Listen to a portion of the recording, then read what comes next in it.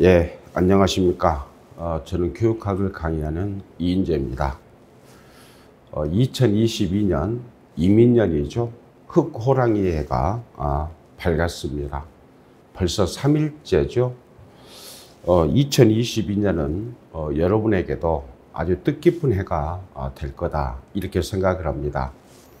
왜냐하면 여러분들이 임용시험을 준비하고 계시면서 열심히 공부할 거잖아요.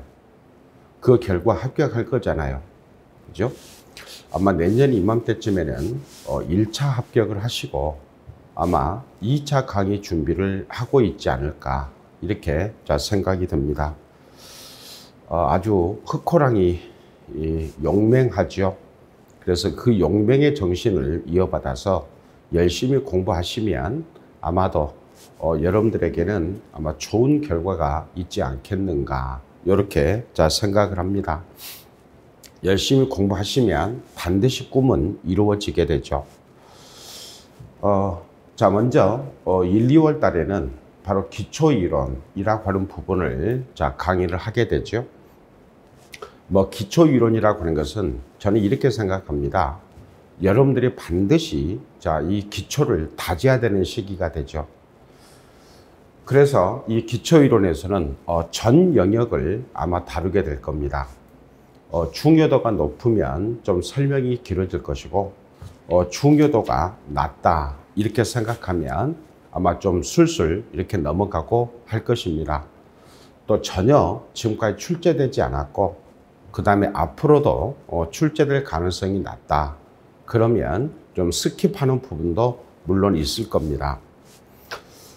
그렇기 때문에 교육학 전체를 훑는 과정이다, 이렇게 생각하시면 되겠습니다. 그래서 1, 2월 달에는 기초이론, 그 다음에 3, 4월 달에는 심화이론. 심화라고 하는 것은 어떤 형태로 진행되냐면 중간중간에 좀 설명을 하겠습니다만은, 지금 이 교육학이 이 논술형으로 바뀌면서 이 연계성 있는 문제들이 출제가 되고 있죠. 그렇기 때문에 바로 그런 측면과 연계시키는 강의, 이렇게 볼 수가 있죠. 그래서 이 챕터는요, 먼저 1장 이 교육학 개론이라고 하는 부분부터 하게 되죠. 이 교육학 개론은요, 바로 교육학 전반에 대해서 훑어보는 바로 그 챕터가 됩니다. 여기서는 중요하게 다뤄지는 부분도 있고, 그 다음에 여러분들이 아주 부담감 없이 읽을 부분들도 물론 있죠. 그래서 이 교육학 개론부터 시작하는데, 본 내용에 들어가기 전에 영역별 이 기출문제, 여러분들은 이 프린트를 보셔도 되고, 그 다음에 아마 PPT를 보셔도 될 겁니다. 저는 이제 PPT를 보면서 설명을 하다가 필요한 부분들이 있으면 여러분들에게 이 교재를 집중적으로 읽어 나가는 형식으로, 그리고 설명하는 형식으로 나가도록 하겠습니다. 기출 문제를 보시면 서양교육사가 되죠. 그 다음에 교육사이학이 되고, 그 다음에 임용시험이 지금 현재 논술형 체제로 바뀌면서 한 번도 빠지지 않고 시험에 나왔던 영역이 딱 2영역이 있습니다. 그 하나가 바로 교육행정 파트가 되죠. 요 교육행정이라고 하는 것은 여러분의 교직 실무와 관련된 부분이에요. 그렇기 때문에 매우 중요하다, 이렇게 볼 수 있죠. 거의 여기 추시부터 시작해서 추시, 정시, 정시 해가지고 한 번도 빠지지 않고 시험에 나와요. 시험에. 그래서 연도별로 이 타이틀, 이 제목만 이렇게 짚어놨습니다. 그래서 이제 올해 같은 경우를 보면 학교 중심 연수, 이렇게 해서 나와 있죠. 우리 1, 2월 달에, 작년 1, 2월 달에 연수 그래가지고 설명을 하고, 자격 연수, 특별 연수. 그런데 이제 올해는, 이 작년에는 이 학교 중심 연수 이렇게 시험에 나왔습니다만은, 지금 현재 연수는요, 이 자율 연수 체제로 바뀌었죠. 자율 연수라고 하는 것은 뭐냐? 바로 학교가 중심이 돼서 바로 연수를 시행한다, 그 말입니다. 그래서 이제 이게 바뀐 지가 꽤 됐죠. 횟수로 보면 요즘에 학교에서 이제 학교 장학의 일종이죠. 또 학교 컨설팅 이렇게 말하는데, 여러분 학교가 바로 교사들의 자율 연수를 위해서 특히 강조하고 중점을 두고 이루어지는 부분이 뭐냐? 바로 학교 컨설팅입니다. 제가 이제 기출 해설 강의를 할 때도 여러분들에게 설명을 해드렸습니다만은 요 학교 컨설팅은 시험에 나올 때가 됐다, 이렇게 이야기를 했죠. 그래서 우리가 이제 5, 6월 달에 그 다음에 7, 8월 달에 9, 10, 11월 달에 이 학교 컨설팅이라고 하는 부분들, 요 부분들을 언급을 했고, 특히 이제 학교 중심 연수에서 가장 핵심이 되는 부분이 뭐냐면 장학이란 말이에요. 장학. 그래서 이제 이 부분에 대해서는 우리가 기출 문제에서 해설할 때 해놨으니까 그 부분을 참조하시고, 그 다음에 제가 이제 이 기출 문제 해설을 할 때 이 학교 컨설팅에 대해서도 해놨기 때문에 여러분 잘 보시면 된다. 그 다음에 이제 또 한 부분이 어디냐면 바로 교육과정이 되죠. 그래서 이제 여러분 교육과정 2024 이 교육과정 개정 시한이 나왔죠. 그렇기 때문에 여러분들은 이 교육과정 전체에 대해서 공부를 하셔야 되겠지만, 더 중요한 것은 뭐냐면 올해는요, 바로 이 교육과정 개정 총론에서 시험에 나올 확률이 매우 높다. 그래서 제가 이제 1, 2월 달에도, 그 다음에 3, 4월 달에도 이 교육부가 발표한 이 총론에 대해서 여러분하고 같이 공부할 기회가 있을 겁니다. 아마 어디서 할 거냐면 바로 2015 개정교육과정에 이어서 2024 개정교육과정 요 부분을 가지고 할 거예요. 그런데 이 수직적 연계성이라고 하는 거, 요 작년에 제가 한 1, 2월 달, 그 다음에 3, 4월 달, 그래서 과정 커리마다 매우 강조했던 부분이 어디냐면 바로 수직적 연계성이다. 그래서 요 수직적 연계성, 요것도 이제 또 교육과정 가면 또 설명할 겁니다. 그래서 교육행정하고 그 다음에 교육과정이 있죠. 요 파트는 매년마다 안 빠지고 시험에 나온다. 안 빠지고.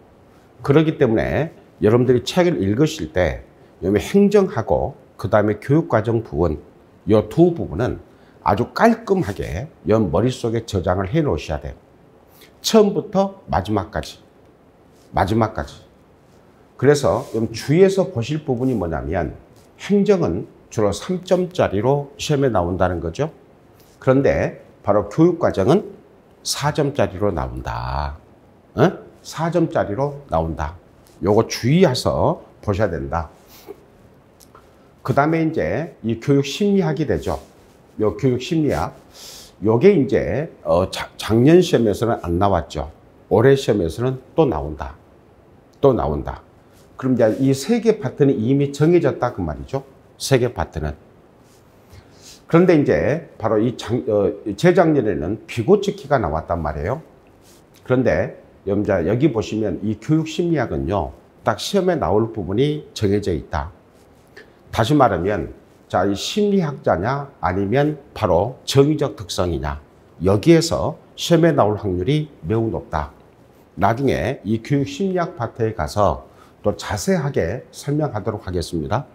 그런데 여기서 이제 주의할 부분이 뭐냐면 최근에 나왔던 비고츠키, 그 다음에 가드너, 이런 사람들은 한번 쉬어가야 되겠죠.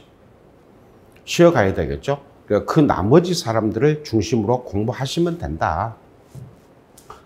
그 다음에 이제 6번째가 뭐냐면 교수 학습 지도하고 그 다음에 교육공학이 됩니다. 이 파트는 항상 묶어서 시험에 나오게 됩니다. 그래서 이 작년에 나왔던 것이 바로 이 교수 전략이 되죠. 수업 설계에서 시험에 나왔죠. 그 다음에 설계해가지고 바로 수업을 함에 있어서 교육부에서는 무엇을 권장한다고 그랬습니까? 온라인 수업. 그죠? 그래서 이 온라인 수업에서 거리감 해소라고 하는 부분이 나오죠. 온라인 수업에서 학생들이 고립감을 느낀다는 것은 무엇을 의미하는 개념입니까? 바로 학생들이 바로 교사와 밀접하게 상호작용이 이루어지고 있지 못하다, 이 말이 되겠죠. 그럼 상호작용이 이루어지고 있지 못하는 이유가 뭐냐? 그리고 그걸 해소시키기 위해서는 어떻게 할 거냐. 다시 말하면 교사와 학생 사이에 활발한 상호작용이 일어나야 되는데 어떻게 하면 바로 상호작용을 증진시킬 것이냐, 요 얘기입니다. 요걸 우리가 주의해서 볼 필요가 있다는 거죠. 역시 해설에 다 해놨기 때문에 참조하시고, 그 다음에 이제 바로 교육 심리학 아니면 그 다음에 교수 학습 지도, 요 4개 파트는 아주 중요하다 올해. 왜냐하면 앞으로도 지속적으로 요 파트가 교수 학습 지도하고 공학은 나올 수밖에 없죠. 왜 그러느냐. 지금 현재 봅시다. 우리가 위드 코로나라 그래가지고 바로 이 전교생의 전 학년에 전 학교에서 학생들의 등교를 추진했단 말이에요. 바로 이 추진하는 시점이 어떻게 됩니까? 바로 위드 코로나가 붕괴되는 바로 한 원인이 되기도 했죠. 앞으로도 그럴 겁니다.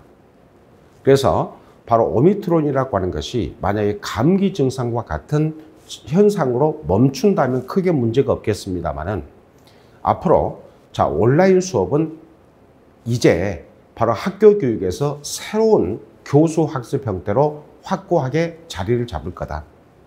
그러면 새로운 형태의 바로 이러한 자, 이 수업 방식들이 지속적으로 개발이 되겠죠. 그렇기 때문에 바로 교수 학습 지도하고 공학은 밀접하다. 그 다음에 이 평가 파트가 되겠죠. 평가 파트도 매우 중요합니다. 여러분들이 바로 2022학년도에 바로 1차 시험에 합격을 하고 그 다음에 2차 시험 합격을 한다면 이제 2023학년도에 바로 학교에서 학생들을 지도하게 되겠죠. 그럼 여러분들은 거의 대부분이 공립중학교에 배치가 되고 또 일부는 바로 고등학교에 배치가 되실 텐데 이런 교수 학습을 했으면 여러분들의 가장 중요한 역할과 기능 중에 하나가 뭐가 돼요? 평가가 되죠. 그래서 중요한 거다 그 말입니다. 이런 평가라고 하는 것은 단순하게 학생들에게 성적을 매기는 기능, 즉 다시 말하면 바로 총괄평가 이것만 중요한 것이 아니라 바로 그 과정도 중요하다. 그 다음에 그것의 준비도 중요하다. 그 다음에 학생 개인을 중심으로 평가할 것이냐 아니면 집단을 중심으로 평가할 것이냐. 그 다음에 학생들이 가지고 있지 않은 능력을 개발하는 데 역점을 둘 거냐. 학생들이 가지고 있는 바로 출발점 행동을 얼마만큼 바로 성장시킬 것이냐. 이런 것도 동시에 고려해야 되는 것이 바로 평가 파트가 되죠. 그 다음에 이 평가에서 또 한 가지 중요한 것이 뭐냐면 바로 학생들이 전체적으로 그 능력 수준에 맞는 목표를 달성하는 데 역점을 둘 거냐 아니면 바로 성적 매기기, 학생들을 서열화하는 데 중점을 둘 것이냐. 바로 이런 전체적인 평가들이 중요해진다. 응? 그래서 평가는요, 여러분들이 바로 아주 주의 깊게, 왜냐하면 실전에 가면 수시로 여러분들이 학생들을 평가할 수밖에 없잖아요. 그리고 이제 7차 교육 과정이 적용되면서 우리 학교 체제에서 이 강조되었던 평가가 무슨 평가입니까? 수행평가. 그죠? 그럼 제가 누차 이야기를 하잖아요. 이 수행평가라고 하는 것은 아마 이제 공부를 시작한 친구들은 내가 이런 이야기를 하면 겁먹을 필요 없다. 그냥 이런 이야기들은 여러분들이 흘려들어도 된다. 나중에 수행평가 가면 수행평가는 어떻게 학생 개인을 평가하고 그 다음에 어떻게 바로 전체 학생 집단을 평가하는가. 그런데 이렇게 평가하다 보니까 자, 이 수행평가는 특히 무엇이 약하다? 신뢰도가 낮다는 거죠. 신뢰도가 낮기 때문에 어떻게 신뢰도를 높일 것이냐.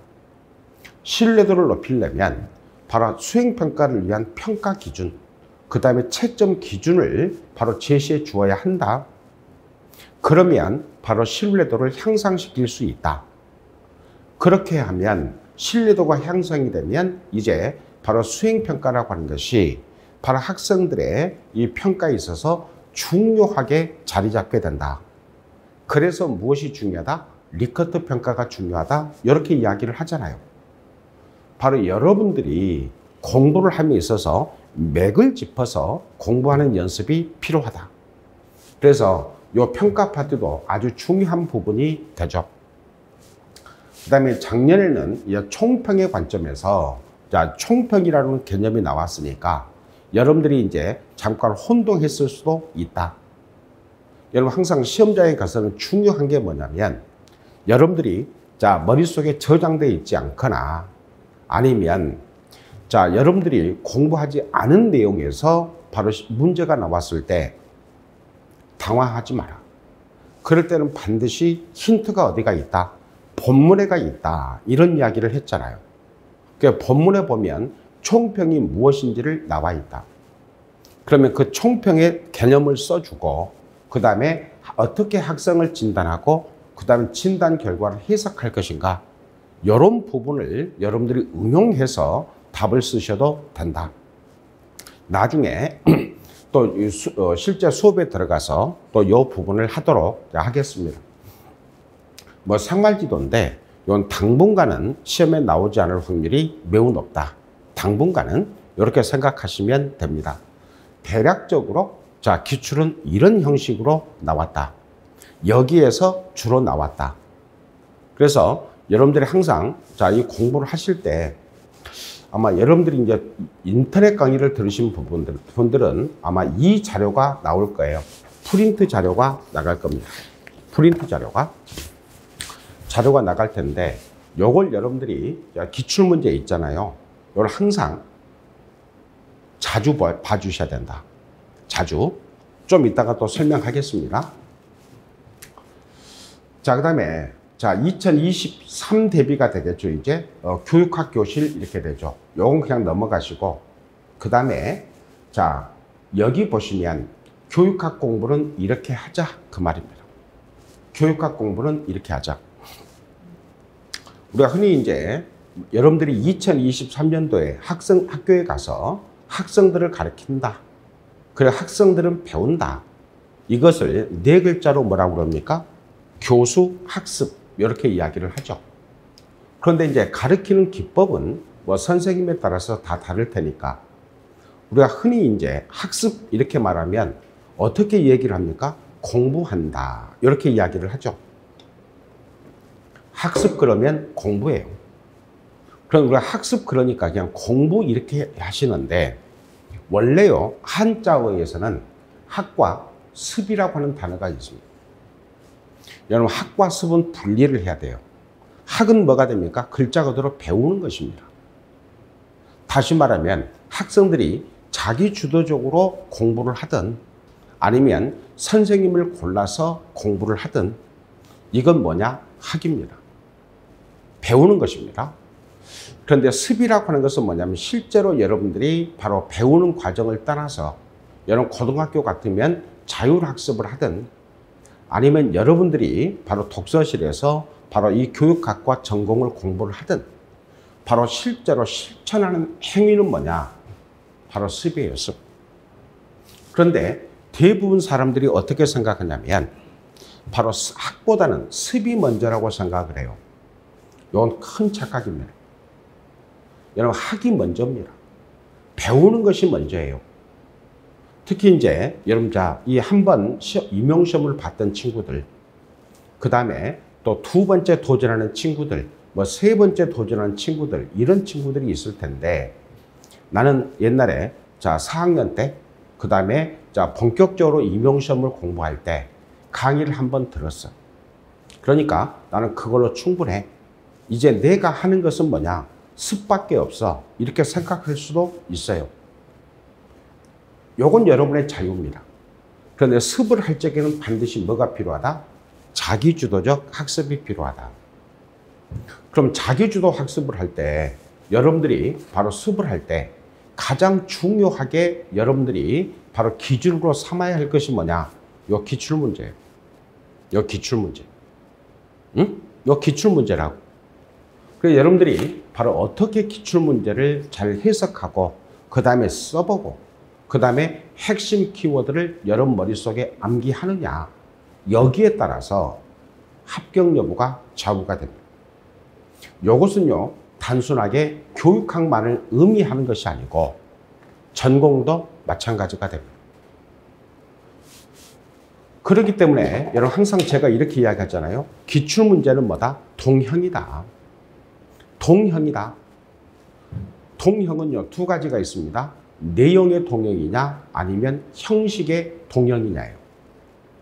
제가 뭐라고 그랬습니까? 내용의 동형은 바로 작년 문제와 기출 문제와 똑같이 나오는 것이니까 바로 내용의 동형은 있을 수 없다. 그런데 무엇의 동형이라고 했습니까? 형식의 동형이라고 했어요. 형식이 비슷하다 그 말입니다. 형태가 비슷하다 그 말이에요. 바로 기출문제를 여러분들이 머릿속에 잘 분석하고 이해하는 것도 중요하지만 더 중요한 것은 뭐냐? 많이 써보는 거예요. 써보는 거예요. 그럼 채점 기준에 자, 여러분들이 정확하게 쓰는 거 중요하죠. 응? 그러니까 여러분 띄어쓰기도 제대로 해야 되고 그 다음 내용을 적절하게 쓰기도 해야 되고 그런 연습이 필요하다 그 말이야. 그래서 요겁니다. 그 다음에 세 번째가 뭐냐면 여러분들이 이제 임용시험에서 이 서술형에서 이렇게 생각을 합니다. 암기가 먼저냐 아니면 이해가 먼저냐. 그래서 암기에 자신 있는 수험생들 같은 경우는 암기하세요. 그런데 암기에 자신이 있다 하더라도 그 내용 전체 윤곽을 내가 얼마만큼 잘 이해했느냐 여기에 따라서 암기의 정도가 달라진다. 그래서 자, 여러분들이 1월 달에 공부를 시작하면서부터 무조건 암기하려고 하지 마라. 암기에 자신이 있더라도, 그죠? 자, 암기할 것은 계속 반복해야 망각이 안 일어나요. 그래서 저는 수험서를 10번 읽자 이렇게 이야기를 합니다. 수험서를 10번 읽자. 왜 10번 읽어야 되느냐? 여러분들 자, 이 교육학 공부를 하면서 임용시험 공부를 하는 친구들 중에서 아마 10번 읽고 시험장에 가는 친구들 그렇게 많지 않을 거예요. 그런데 10번 읽는 방법이 있습니다. 자, 제 책을 기준으로 보면 10페이지가 자, 테마 1번 그래가지고 4차 산업혁명의 본격화 이렇게 됩니다. 그럼 이걸 정독을 하려고 보면 어떻게 돼요? 정독하려고 보면 사실 자, 책상에 1시간 앉아서 10페이지를 읽고 이해하는 것이 거의 불가능에 가깝습니다. 그래서 저는 항상 하는 이야기가 뭐냐면 자, 오른손에 침을 잘 묻혀라. 그래서 책 페이지를 이렇게 쭉 넘기는 겁니다. 이렇게 넘기는 거예요. 아, 테마 1번이 자, 4차 산업혁명의 본격화다. 아, 그럼 여기에는 이러이러한 내용들이 들어가 있다. 이렇게 넘어갑니다. 그 테마 2번이 바로 교육에 대한 관점 이렇게 해서 나오게 되죠. 아, 그럼 또 넘기는 겁니다. 아, 교육에 대한 관점에서는 이러이러한 내용들이 이렇게 나와 있구나. 이렇게 넘어가시는 거예요. 테마 3번이 신자유주의와 교육 이렇게 나옵니다. 쭉 이렇게 넘어가는 거예요. 아, 여기 가니까 여러분들이 이제 알고 있었던 평등성이라고 하는 개념이 나오네. 그 다음에 수월성이라고 하는 개념이 나오네. 아, 그래. 자, 현대 교육에서는 바로 수월성을 강조하는 교육이 흐름이 우세하다. 그러면 여러분이 생각할 때 이게 중요할 것 같다. 그럼 여러분 나름의 방식으로 표시를 하시라 그 말입니다. 그렇게 해서 쭉 넘기시는 거예요. 쭉 넘기시는 거예요. 그럼 오늘 여러분들이 자, 교육학을 2시간 공부하고 그 다음에 전공을 10시간 공부하기로 했다. 그러면 2시간이면 이거 충분히 넘기고 남습니다. 그럼 뭐냐? 한 번 읽으신 거예요. 한 번 읽으신 거예요. 다 읽었다. 그럼 여러분 항상 중요한 것이 뭐냐면 두 번째, 세 번째 반복을 해야 되겠죠. 저는 다섯 번째까지는 여러분들이 중요하다고 느꼈고 그 다음에 기출문제 여기서 시험에 나왔다. 그러면 여러분 체킹만 해 주셔도 된다.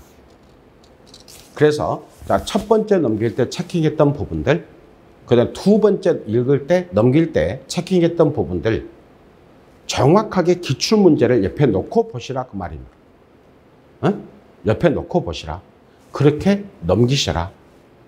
그런 다음에 6번째 정도 되면은 대체적으로 윤곽이 나와요. 테마 1번에는 무엇이 있고 테마 2번에는 무엇이 있고 테마 3번에는 어떤 내용들이 여기에 들어가 있더라 라고 하는 윤곽을 잡을 수 있어요. 그래서 6번째부터는 속도를 늦추거나 여러분 체킹했던 부분들을 중심으로 읽어가시는 거죠. 체킹했던 부분들을. 응? 그럼 6번째부터는 시간이 좀 더 많이 걸리겠죠. 시간이 많이 걸리겠죠. 7번째는 좀 더 많은 시간이 걸리시겠죠. 이렇게 해서 여러분이 7, 8월 달 이전에 문제풀이 하기 전까지 여러분들은 반드시 10번을 읽어주셔야 돼요. 이렇게. 네? 그럼 여러분들은 앞으로 나중에 딱 7, 8월 달 들어가면 얼마 정도 심리적인 안정이 이루어지느냐. 그래. 내가 이 문제를 써야 되는데, 자, 이건 교육 행정 파트야. 그런데 행정 파트인데, 행정 파트 딱 보니까 어디 있는지를 몰라. 찾다 보면 시간 다 갑니다. 대충 어떻게? 제대로 10번을 읽어 놓으시면, 그 다음 기출문제를 중심으로 여러분들이 정리를 해 놓으시면, 거짓말 하지 않고, 손이 딱 짚잖아요? 딱 책을 펴면 그 페이지가 펴져. 응? 그래서 또 반복하는 것입니다. 그래서 여러분들이 암기를 할 때는 언제부터 암기하셔도 되느냐? 7, 8월 달부터 암기하셔도 된다. 이렇게 책을 넘기면서 그 다음에 중요한 부분들을 읽어주시면 여러분들이 공부하는 시간을 절약할 수 있다. 오히려. 시간 많이 들지 않잖아요. 여러분 하루에 10시간 공부한다 그러면 하루에 보통 2시간에서 3시간 정도 교육학에 투입을 하면 여러분들은 교육학에서 만점 맞을 수 있다. 자, 전공은 잘 모르기 때문에 얘기를 하지 않겠습니다. 중요한 것은 뭐냐? 교육학에서 만점을 맞아도 전공에서 낮은 점수가 나오면 합격할 수 없다. 전공을 정말 열심히 공부하셔야 된다. 전공을. 그런데 전공에 보면 교육학을 제대로 공부해 놓으면 어떤 현상이 나타나느냐? 오히려 전공도 쉬워진다. 전공에 교과 교육학이 있잖아요. 그죠? 그 교과 교육학에 들어가면 바로 우리 교육학에서 다루었던 학자들이 있죠? 다시 반복해서 나와요. 응? 반복해서 나와요. 그래서 교육학을 기초를 잘 다져 놓으시라. 그래서 이제 자, 10번 읽자. 10번 읽을 때는 인내심이 필요합니다. 그래서 저는 그것을 자, 뭐라고 이야기하냐면 바로 누군가를 짝사랑하는 마음처럼 10번 읽자 그 말입니다. 여러분 전부 다 짝사랑 해봤죠? 그죠? 그렇잖아. 그럼 짝사랑할 때 어떻게? 자, 딱 침대에 누워서 잠을 자려고 누웠는데 바로 눈을 뜨고 있으면 천장에 여러분 짝사랑하는 사람의 행동이 그 다음에 모습이 천장에 그려지잖아. 눈을 감고 바로 꿈속에서도 나타나죠. 여러분 2022학년도 올해는 여러분 교육학하고 전공이 있잖아. 요게 바로 이 두 가지를 짝사랑해야 된다. 두 가지를. 네? 그래서 여러분이 사랑하는 영희와 그 다음에 철수가 있다면 영희와 철수를 바로 생각하는 시간을 조금만 줄여도 여러분들은 합격하는 길로 나아가는 길이 바로 정해져 있다. 정해진다. 그다음에 책 읽는 방법은 손인사만 잘하면 돼. 제가요 강의를 시작한 이 1992년도부터 내가 항상 이야기했던 것이 뭐냐? 손인사 잘하기. 제가 이제 좀 군더더기입니다만은 제가 필요한 책이 있으면 저는 인터넷으로 먼저 검색을 합니다. 그래가지고 자, 서점에 가서 반드시 서점에 가요. 서점에 가서 그 책을 한번 딱 봅니다. 그러면 필요한 소설책이 됐든 어떤 책이 됐든 마찬가지예요. 그래서 대충적으로 보면 바로 책 소개란을 읽고 갑니다. 책 소개란을 읽고 딱 가서 그 책을 쭉 넘겨봐요. 그럼 보통 제가 서점에 가면 한 2시간에서 한 3시간 정도 머물다가 옵니다. 그래서 내가 필요한 부분이 있으면 그 부분을 넘겨보고 와요. 그 책의 표지를 딱 찍어가지고 와서 인터넷으로 주문을 합니다. 이게 바로 뭐냐면 이게 바로 짝사랑하는 마음이에요.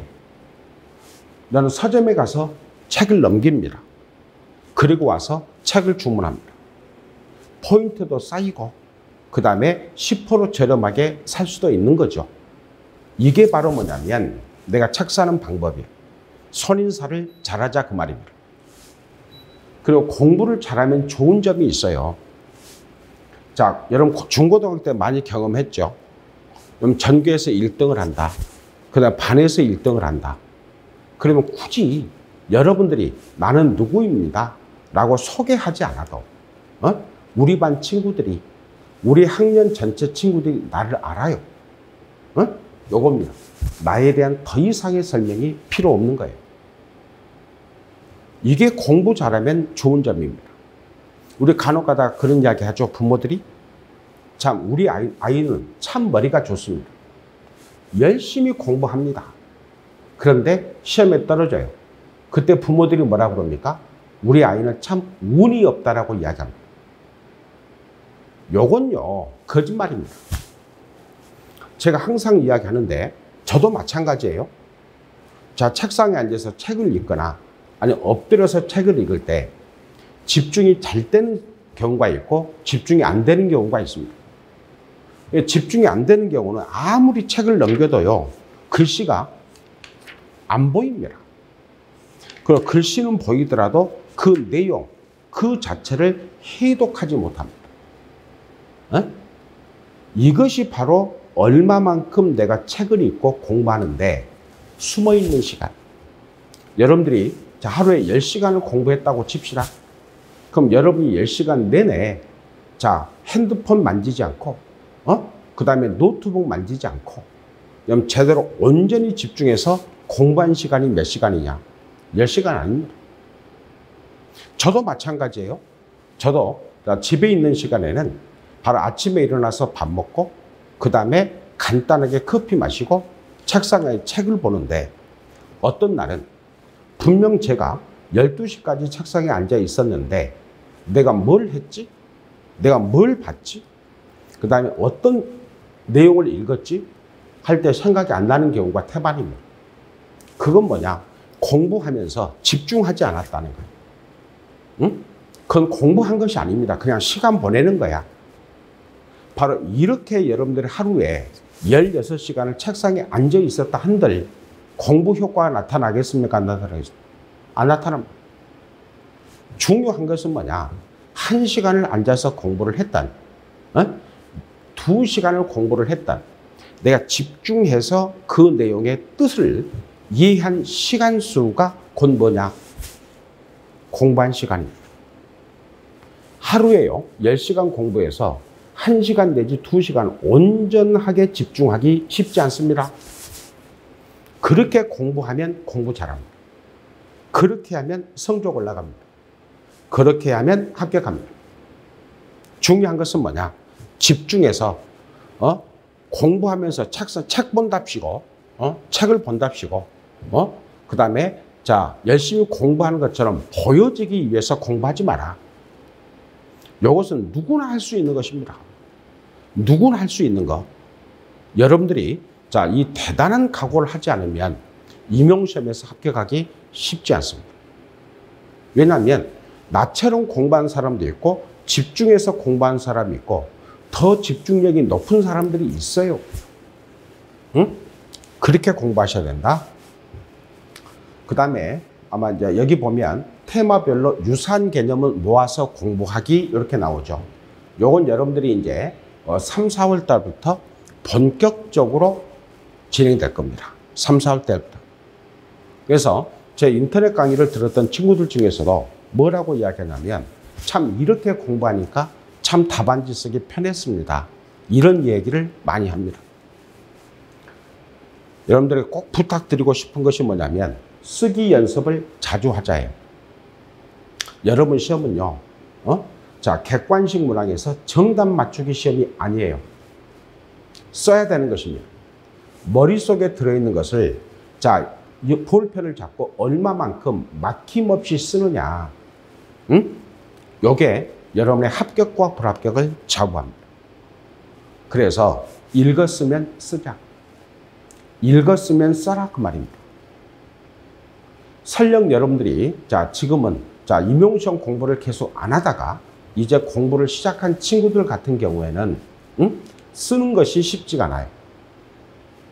자, 쓰기에서 작가들도 마찬가지입니다. 제일 먼저 뭐부터 시작합니까? 필사부터 시작합니다. 에? 저는요, 작가 중에서 조정래 작가를 참 좋아합니다. 그런데 이 조정래 작가 아들과 그 다음에 며느리와 그 다음에 이 손자들이 지금까지 조정래 선생이 썼던 모든 책을 다 필사를 했다는 것 아닙니까? 응? 그래서 예를 들어서 뭐 유비쿼터스 학습이다. 그러면 우리 교재 11페이지 나와 있습니다.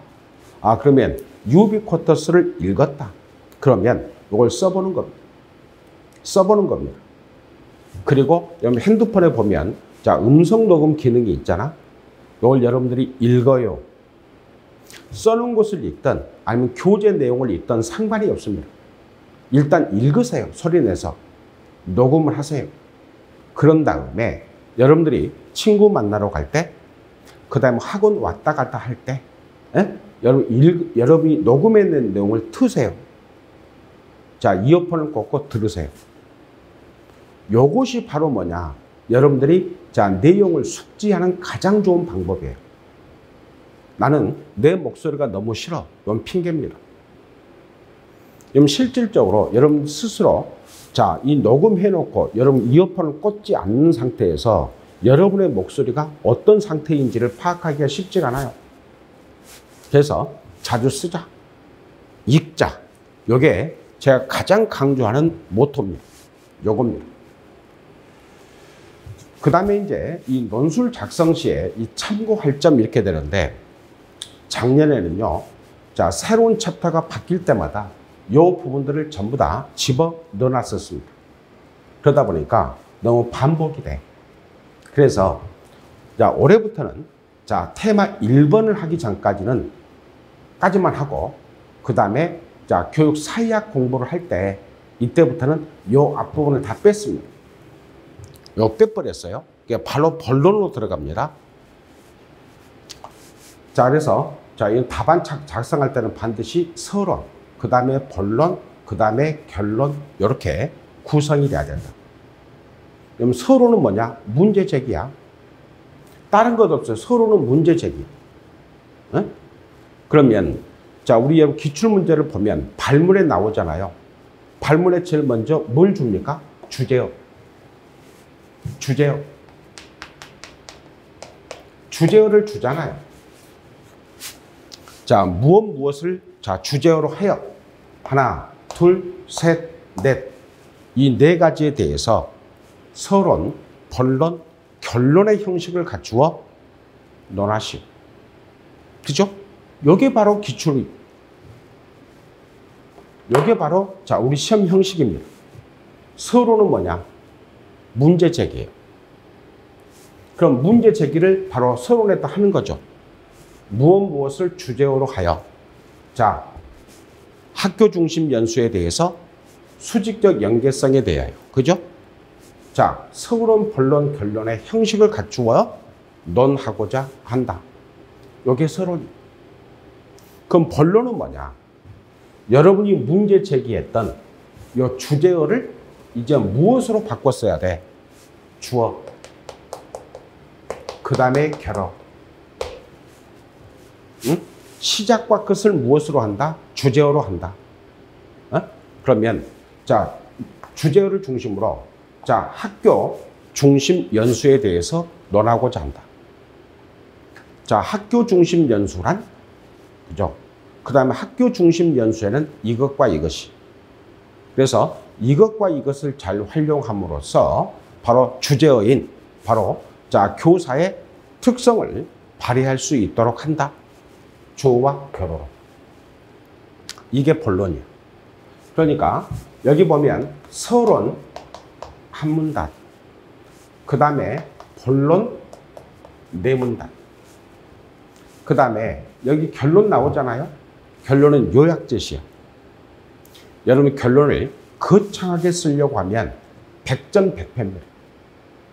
결론은요, 자, 요약제시입니다. 무엇을 주제로 하여 이 부분에 대해서 논해 보았다. 응? 따라서 자, 주제어를 쓰면서 그죠? 이것을 위해서는 이 네 가지 부분에 대해서 바로 심도 있는 논의가 이루어져야 한다. 그럼 결론은 끝이야. 제가 여러분 답안지 매년 자, 이 시험이 나오면 해설 답안을 제가 한 3년째 자, 이 제시하고 있습니다. 그 형식대로 쓰면 돼. 그 형식대로. 제가 항상 이야기하는데 주제어를 많이 써라. 주제어를 많이 써라. 제가 이렇게 이야기합니다. 주제어를 자주 써라. 그 다음에 논술 작성 시에 이 참고할 점이 있는데요. 크게 보면 두 가지가 있습니다. 첫 번째가 뭐냐면 초두성 효과와 그 다음에 심근성 효과라고 하는 것이 있습니다. 초두성 효과라고 하는 것은 뭐냐? 여러분들 오늘 자 만약에 전공이 됐든 아니면 교육학이 됐든 오늘 여러분이 암기할 목표가 만약에 5가지였다. 5가지를 암기했습니다. 그런 다음에 점심을 먹었습니다. 점심을 먹고 나서 자 잠깐 자 휴식을 취한 다음에 다시 책상에 앉아서 오늘 오전에 암기한 5가지 중에서 5가지를 회상해 보는 것입니다. 응? 5가지를 회상해 보니까 1 5가지다 그 말이야. 딱 회상해 보니까 첫 번째 것이 잘 회상이 돼. 나머지는 잘 회상이 안 돼. 그죠? 이런 경우 하나. 그 다음에 첫 번째부터 네 번째까지는 회상이 안 돼. 그런데 5번째 것은 기억이 나. 요겁니다. 그래서 첫 번째 것은 잘 회상이 되는데 되고 나머지는 잘 회상이 안 된다. 요걸 뭐라고 그럽니까? 응?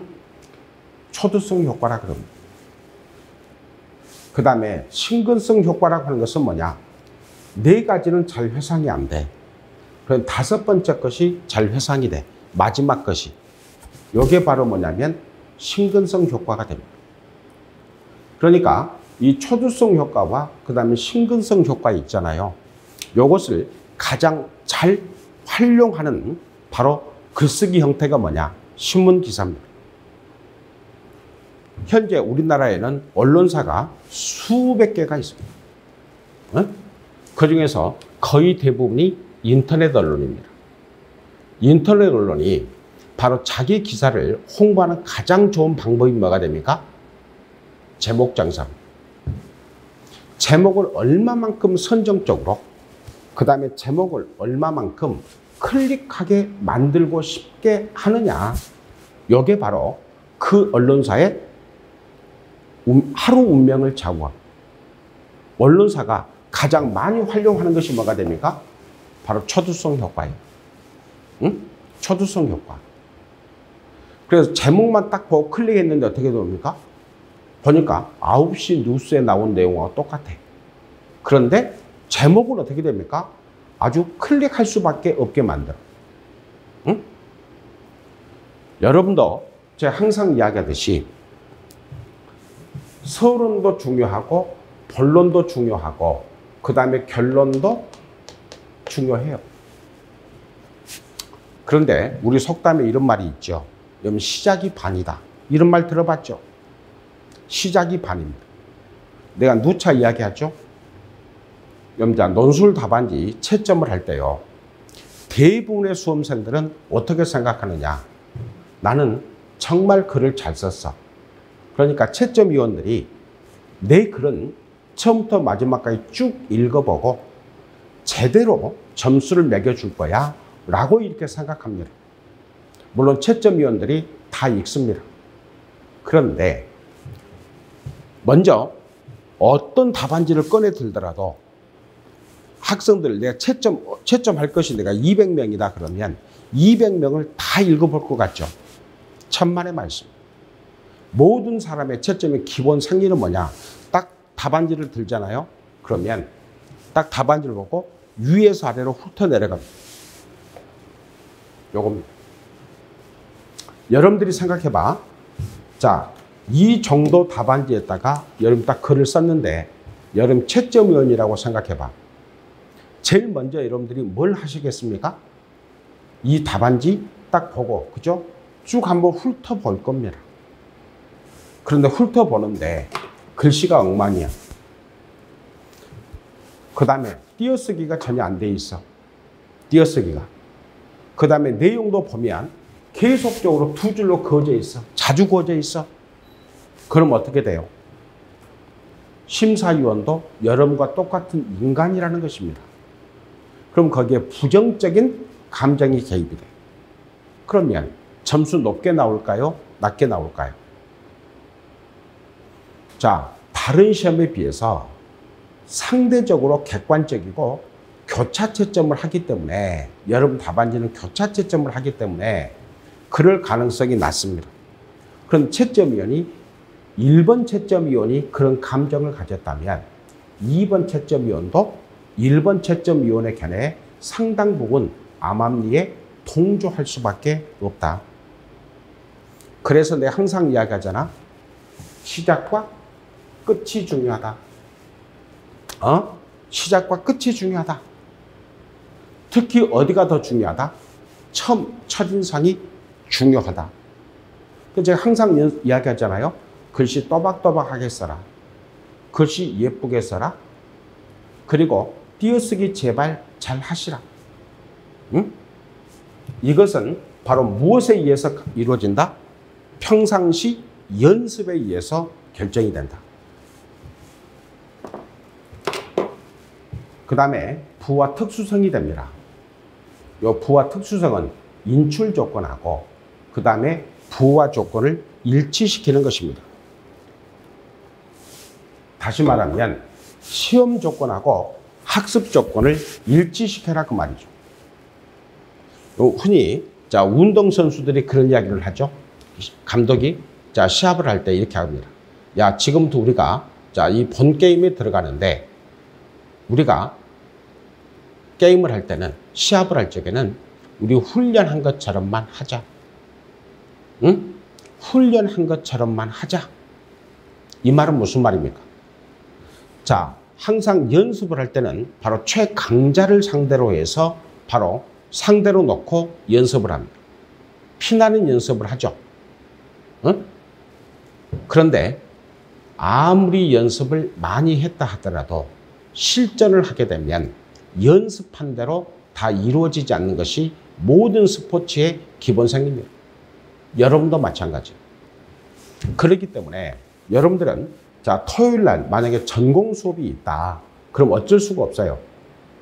그럼 나는 토요일 날 전공 수업이 있는데 일요일 날은 수업이 없다. 그러면 자 일요일 날 자 시험 시간에 딱 맞춰서 기출 문제를 딱 출력을 하세요.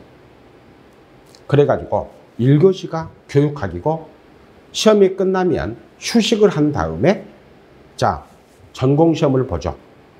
그러면 매주 한 번씩 딱 그 시간에 맞춰서 1교시 교육학, 그 다음에 휴식 후에 전공, 쓰기 연습 시험을 보면 나중에 시험장에 들어가서 무엇을 없앨 수가 있느냐?